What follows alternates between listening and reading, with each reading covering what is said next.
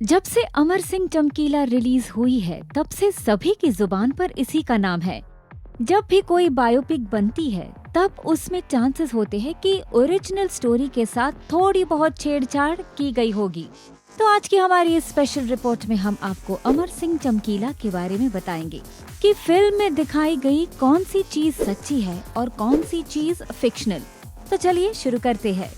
Film की शुरुआत जिस तरह से होती है वो तो एक फिक्शनल कहानी ही है कि एक व्यक्ति किसी और को अमर सिंह चमकीला की कहानी सुना रहा है।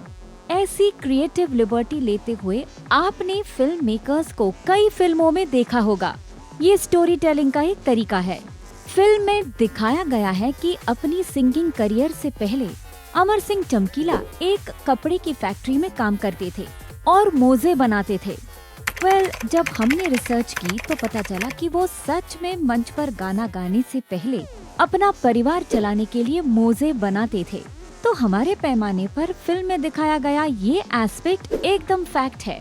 अगर देखा जाए तो फिल्म अमर सिंह चमकीला की मार्केटिंग ही यही बताकर की गई थी कि अमर सिंह चमकीला वल्गर गाने ही लिखते हैं। लेकिन सच्चाई ये है कि चमकीला वल्गर सॉन्ग्स के अलावा समाज में हो रहे भेदभाव और राजनीति पर भी गाना लिखते थे। मतलब ये है कि चमकीला के जीवन के इस हिस्से के साथ थोड़ी बहुत छेड़छाड़ तो की गई थी। तो हमारे पैमाने पर ये एस्पेक्ट फिक्शनल साबित हुई।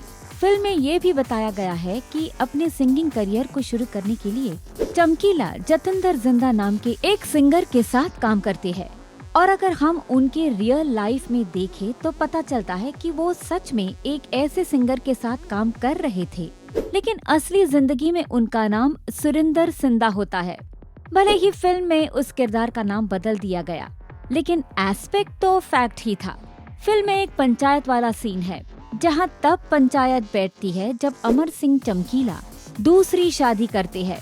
वैसे जब उनकी रियल लाइफ से जोड़कर देखे तो ये सीन फिक्शनल लगती है, और अगर हुई होगी भी तो वैसी नहीं जैसी दिखाई गई है। फिल्म मेकर्स ने इस सीन को एंटरटेनिंग बनाने के लिए क्रिएटिव लिबर्टी ली है। फिल्म की एक और बात जो एकदम सच्ची है वो ये है कि चमकीला को उनके गानों के लिए कई लोगों से जान से मारने की धमकी मिल रही थी। फिल्म में जिस तरह से इसको दिखाया है वो एकदम सही है। फिल्म में ये बात भी कही गई है कि अमर सिंह चमकीला पंजाब के हाईएस्ट रिकॉर्ड सेलिंग आर्टिस्ट है। लेकिन ये बात कईयों को खटकी कि क्या सच में ऐसा है। लेकिन भले ही आपको ये सुनकर हैरानी होगी, लेकिन ये बात 16 आने सच है। चलिए अब आते हैं अगले एस्पेक्ट पर। इस मूवी में एक सीन दिखाया गया है जहां चमकीला ये सोच लेते हैं कि अब से वो वल्गर गाने नहीं गाएंगे और भजन गाने की शुरुआत कर देते हैं।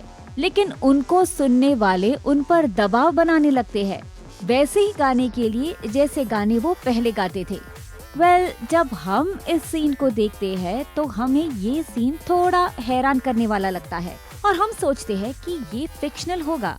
लेकिन जब हमने इसी से जुड़ा हुआ एक वीडियो देखा तो पता चला कि ये एकदम सच है। वो वीडियो तो हम आपको नहीं दिखा सकते, लेकिन इंटरनेट पर वो वीडियो आसानी से अवेलेबल है, जहां आप ये देख सकते हैं कि किस तरह से लोग चमकीला को पुराने गीत गाने के लिए फोर्स करते हैं। क्या आपको पता है चमकीला को एक्टिंग का भी शौक था और वो एक एक्टर बनना चाहते थे, और उन्होंने पटोला नाम की एक फिल्म भी की थी और इस बात का जिक्र भी फिल्म में मिलता है। तो हमारे पैमाने पर ये एस्पेक्ट भी एकदम फैक्ट निकलता है। तो कुछ ये मेन पॉइंट्स है फिल्म की जो हमको लगा कि आपको पता होनी चाहिए कि ये एस्पेक्ट सच है कि फिक्शनल।